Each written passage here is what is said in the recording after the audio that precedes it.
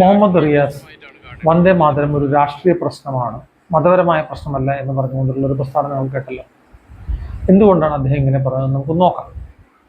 സത്യത്തിൽ CPM-നെ തോൽപ്പിച്ചത് അല്ലെങ്കിൽ കമ്മ്യൂണിസ്റ്റ് പാർട്ടിയെ തോൽപ്പിച്ചത് കോൺഗ്രസോ UDF അല്ല, മുസ്ലിം ലീഗാണ്.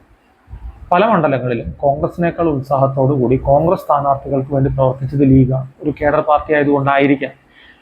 പക്ഷേ VS ജോയ് തവനൂരിൽ ജയിക്കുമെന്നും അമ്പലപ്പുഴ സുധാകരൻ ജയിച്ചതിനും തൃക്കരിപ്പൂർ സന്ദീപ് വാര്യർ ജയിച്ചതിനും കാരണം മുസ്ലിം ലീഗ് എന്ന പാർട്ടിയാണ്. മലപ്പുറം തൂത്തുവാരി, കോഴിക്കോട് ബേപ്പൂര് മാത്രമാണ് ജയിച്ചത്. ബേപ്പൂര് തന്നെ അൻവർ അല്ലായിരുന്നു സ്ഥാനാർത്ഥിയെങ്കിൽ താങ്കൾ തോറ്റേനെ. മഴ പെയ്യും സിദ്ധാന്തമൊക്കെ അവതരിപ്പിച്ച മരമണ്ടത്തരം പറയുന്ന ആളെ ജയിപ്പിക്കേണ്ടെന്ന് ഒരുപക്ഷെ കരുതി കാണും. താങ്കൾ അവർക്ക് ഒരു ബ്രീത്തിങ് സ്പേസ് കൊടുക്കണമെന്ന് അഭ്യർത്ഥിക്കുന്നു. 100 ദിവസം പാർട്ടി തോറ്റതിൻ്റെ ക്ഷീണം മാറ്റാൻ ഒരു കുത്തിത്തിരിപ്പ് നടത്തുകയാണ് താങ്കൾ ഇപ്പോൾ. ആ അടി കോൺഗ്രസിനേക്കാൾ ഉപരി ലീഗിൻ്റെ മണ്ടക്കിട്ട് ആവാനാണ് താങ്കളുടെ ശ്രമം. ആ സമൂഹത്തിൻ്റെ ഇടയിൽ ഒരു ഭിന്നിപ്പുണ്ടാക്കി ലീഗിനെ ഒറ്റപ്പെടുത്തുക എന്ന തന്ത്രം.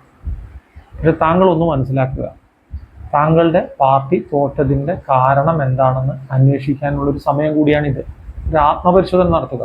താങ്കളും പിണറായി സഖാവും അല്ലാതെ വേറെ എന്തെങ്കിലും കാരണങ്ങളുണ്ടോ തോൽവിക്ക് എന്ന് പരിശോധിക്കേണ്ട സമയമാണിത്. അങ്ങനെ എന്തെങ്കിലും ഉണ്ടെങ്കിൽ അത് കണ്ടുപിടിച്ച് അത് തിരുത്തുക. നിങ്ങൾ രണ്ടുപേരും തിരുത്തില്ല എന്നതാണ് നയം എന്ന് നമുക്ക് മനസ്സിലായി. പിണറായി വിജയൻ പ്രതിപക്ഷ നേതാവും താങ്കൾ നിയമസഭയിലും ഉള്ളപ്പോൾ വേറെ തിരുത്തലുകളൊന്നും നമ്മൾ പ്രതീക്ഷിക്കുന്നില്ല.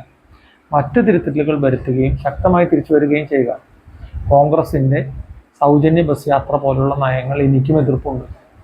അത് കാശില്ലാത്ത KSRTCക്ക് കൂടുതൽ ദുരിതത്തിലാക്കുമെന്ന് ഞാൻ കരുതുന്നു. പക്ഷേ അതിനൊരു ബ്രീത്തിങ് സ്പേസ് കൊടുത്ത ശേഷം ഒരു 100 ദിവസത്തിന് ശേഷം നമുക്ക് വിമർശിക്കാം. ആ വിമർശനം കാമ്പുള്ളതായിരിക്കണം. TVK മന്ത്രിസഭയിൽ താങ്കൾ ഒരു സഖ്യകക്ഷിയാണ്. TVK മന്ത്രിസഭ സത്യപ്രതിജ്ഞ നടത്തുമ്പോൾ താങ്കൾ വന്ദേമാതരം ചൊല്ലിയത് ശ്രദ്ധിച്ചിരിക്കുമല്ലോ. താങ്കൾ എന്തെങ്കിലും കംപ്ലൈൻറ്റ് പറയുകയുണ്ടായോ? ഇല്ല. അവിടെ ഇല്ലാത്ത പ്രതിഷേധം താങ്കൾക്ക് എന്തിനാണ് ഇവിടെ? അപ്പോൾ താങ്കളുടെ ലക്ഷ്യം ഒരു രാഷ്ട്രീയ നേട്ടം കൈവരിക്കാനാണ്, ഈ തോൽവിയുടെ ദുഃഖം മറക്കാൻ.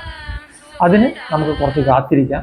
അവർക്ക് ഒരു ബ്രീത്തിങ് സ്പേസ് കൊടുത്ത ശേഷം മാത്രം നമുക്ക് ഇത്തരം കാര്യങ്ങളിലേക്ക് കിടക്കാം.